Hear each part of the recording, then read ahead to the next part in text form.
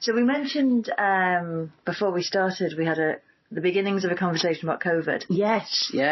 Would you say there has been an impact of COVID on people's interest in all things? Absolutely.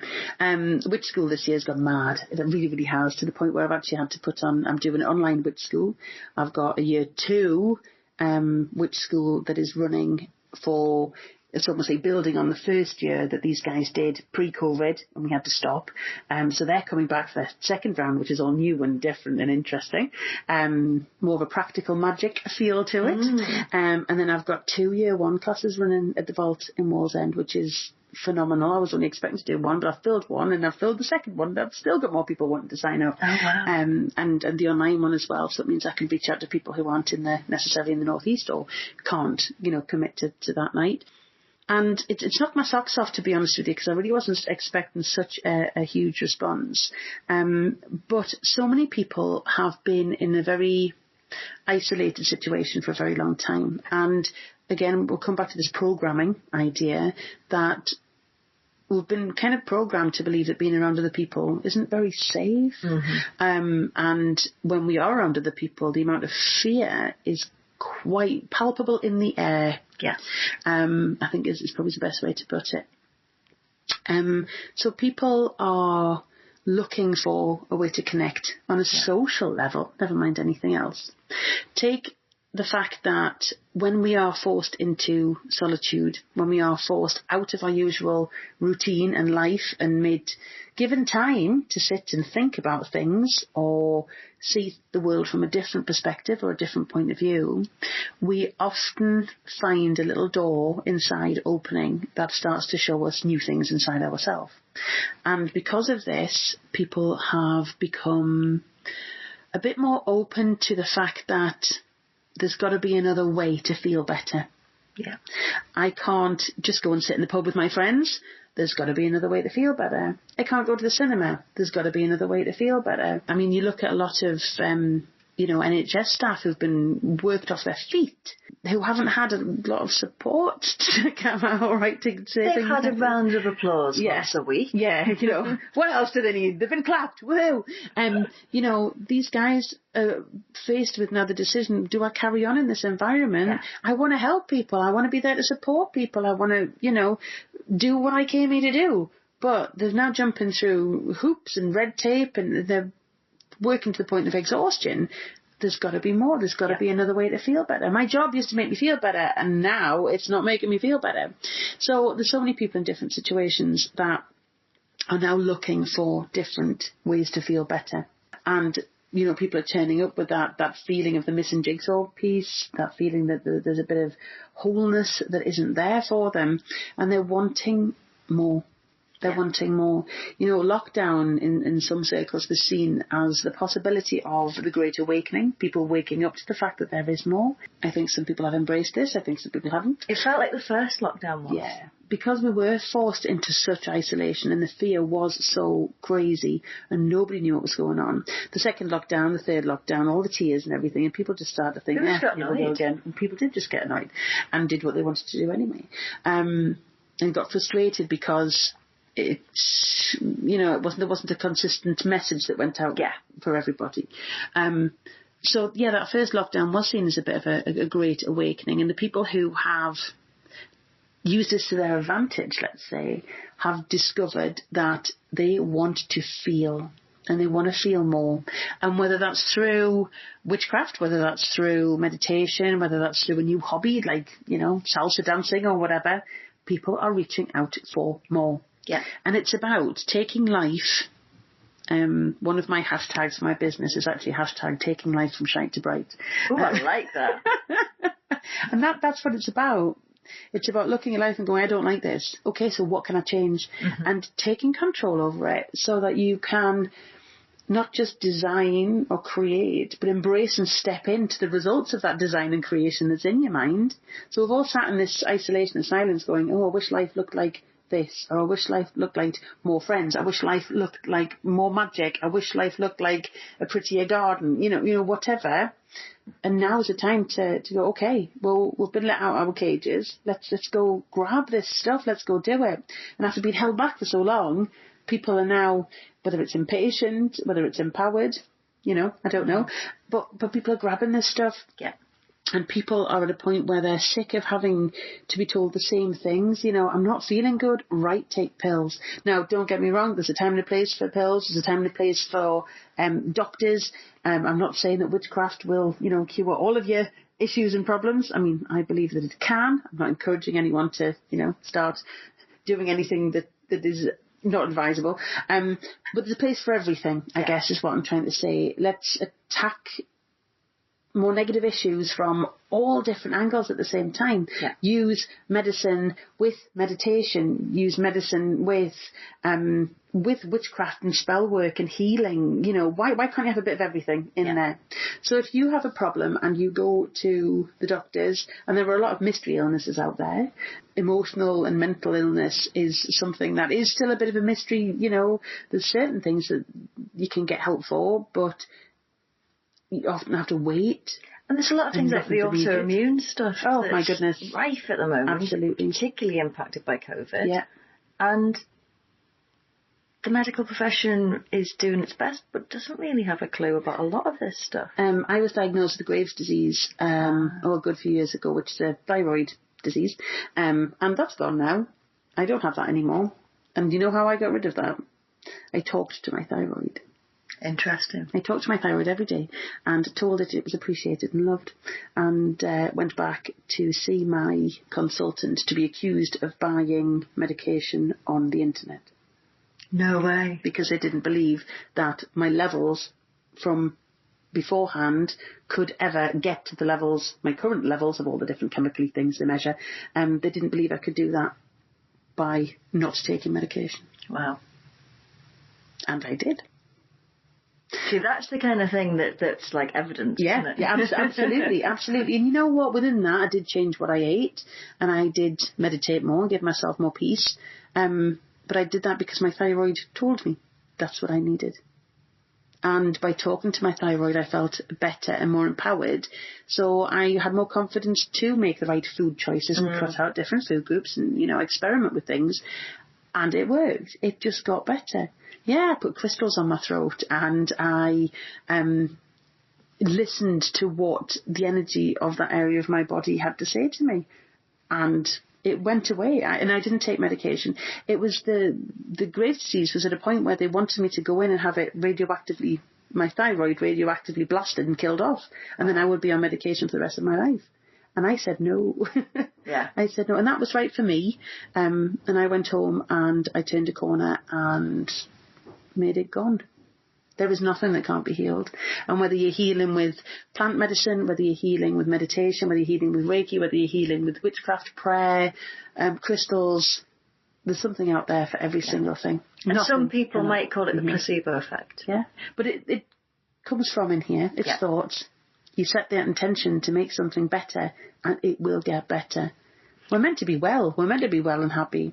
I was thinking about what you were saying about, whether you have a little candle, a big circle, all of that, and in some ways it's irrelevant. And I was thinking about this, we're on QI, this is where I get all my knowledge. The placebo effect, if you take a sugar pill, that will work. Yeah. Placebo. But if you have a placebo injection, that's more powerful because you're having bigger medicine, so it is a bigger placebo. So I wonder whether actually doing a bigger ritual will have a bigger effect because we're doing something more. It feels more, even if it is. It focuses your intention a bit clearer.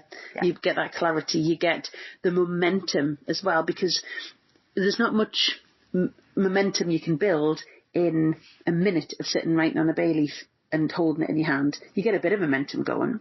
But if you were to spend 45 minutes or an hour purely thinking about this thing that you're wanting to bring in, there's so much more momentum of the energy can build in that time. And lighting the candles, orange is going to drive me forward and express my creativity, and I get right in there, and I'm sprinkling mint around, which is going to bring in the money and all, there's certain crystals about. I've got amethyst, I'm going to connect into the goddess, and, you know, it all just really strengthens that part of you that sets that intention.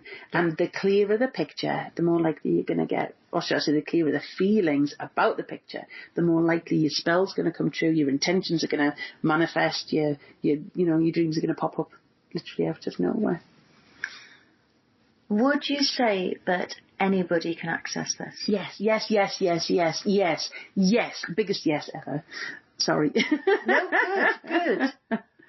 I suppose I'm wondering, though, are there barriers to people? I mean, we've talked about fear, but, is there class barriers, gender barriers? Cultural barriers, totally. Social barriers. Of course there is. But it all comes down to fear.